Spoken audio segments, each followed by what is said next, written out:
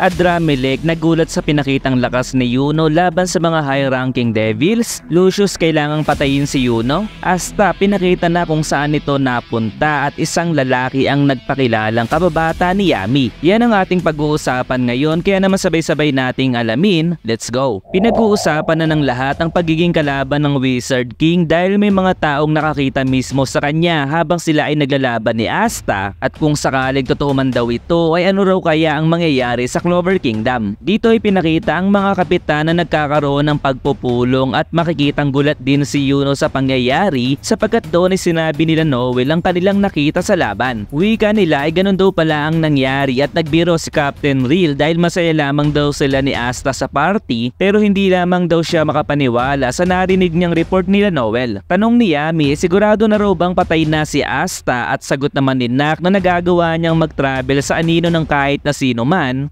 However, sa ngayon daw ay hindi siya makapunta sa anino ng ating bida. Sa madaling salita daw ay maaaring si Asta ay nasa ibang dimension or nasa ibang kontinente na napakalayo or pwedeng patay na raw talaga ito. Kung susumahin daw nila ang kwento ay siguradong kalaban nila ngayon si Lucius at wika naman ni Captain Jack na sino daw ba ang mag-aakalang dalawang personality ng Wizard King gaya ng nangyari noong kinalaban nila ang mga elves. Wika naman ni Captain Nozel na kung isa raw Zograti si Lucius ay tiyak daw nakapamilya ito ng Dark Triad at kung kontrolado na raw nito ang buong underworld ay tiyak daw na napakalaki ang tinataglay nitong kapangyarihan. Wikang muli ni Captain Real na kung totoo daw na nakuha ni Lucius ang gravity magic ni Lucifero at isama pa raw ang kanyang time magic ay tiyak daw na wala silang magagawa laban dito na siyang sinang-ayunan naman ni Captain Pugulyon sapagkat kung ang katawan daw nito ay singtigas ng kay Lucifero at madali lamang itong nakagamit ng napakalaking spell sa maikling segundo ay maaaring totoo daw ang lahat ng impormasyon. Wika naman ni Yuno nang puntahan daw nila ang lugar na maaaring merong devil activity ay nakita niya ang Supreme Devil na si Adramelech na tanging ang ginawa lamang ay nanood habang lumalaban si Lucifero at kasama daw nito ang napakaraming mga high-ranking devils. Maaaring pakana daw ito ni Lucius dahil sa nakita niyang bilang ng mga high-ranking devils ay posible daw na bukas na ang pinto ng underworld papunta sa kanilang mundo. Hindi pa raw nila alam ang kayang gawin ng soul magic ni Lucius pero base sa report ay maaaring isa itong magic na kumokontrol sa isipan at kaya niyang magbigay ng magic na mas malakas pa sa mga devils. So ibig sabihin daw pala sa araw ng paghahatol ay atakihin daw pala sila ng mga ganong klaseng nilalang at habang seryoso si Yami ay sinabi ni Yuno na wala silang choice kundi gawin ang dapat gawin. Doon ay naalala ni Yuno ang eksena nilang dalawa ni Asta kung saan sinabi nito na kahit medyo dismayado raw ang ating bida ay masaya pa rin daw ito na naging Grand Magic Knight si Yuno at kahit lagi na lamang daw na nauuna lagi si Yuno sa kanya ay pinapangako niya raw na makakahabol siya at lalagpasan daw si Yuno. Pero sa kanyang isipan ay siya raw ang laging nalalampasan ni Asta at sinabi nito sa lahat na kung sakaling patay na raw talaga si Asta at hindi na babalik pa ay lalagpasan niya raw ito at siya raw ang magiging Wizard King ng Clover Kingdom. Sumunod ay pinakita namang binati naman ni Lucius si Adramelech sa pagbabalik nito at makikita natin dito si Paladin Lily at sa malamang ay paladin na din si Boy Timbangan pero sino kaya ang dalawa pang nasa tabi ni Lucius? Wika ni Adramelech ay hindi raw siya makapaniwala sa kanyang nakita dahil nagawa daw ni Yuno na mag-level up sa loob lamang ng isang taong mahigit sapagkat nagawa daw nitong patayin ang lahat ng high-ranking devils na kanyang kasama sa isang iglap lamang. Sagot naman ni Lucius na sa libo-libong future na kanyang nakita ay meron lamang isang advantage ang ating mga bida at ito ang taong nagtataglay ng dalawang Grimoire, ang anak ng isang elf, ang pinili ng Wind Spirit at ang magiging hari ng Spade Kingdom at itong araw ay si Yuno. Kaya naman para sa kapayapaan ng mundo ay kailangan niya raw patayin si Yuno samantalang si Yuno ay tatapusin naman daw niya si Lucius. Sumunod ay pinakita naman kung nasaan si Asta at isang tao ang nakatayo sa kanyang harapan at sinabing andun lang daw pala ang ating bida at sa hindi inaasahang pagkakataon ay biglang pinakita si Zoro ng One Piece sapagat putya hanggang dito ba naman ay naliligaw ka pa rin. Sumunod ay pinakita naman ng eksena kung saan magulo pa rin ang base ng Black Bulls at sinabi ni Gray na pinapabehave daw sila ng kanilang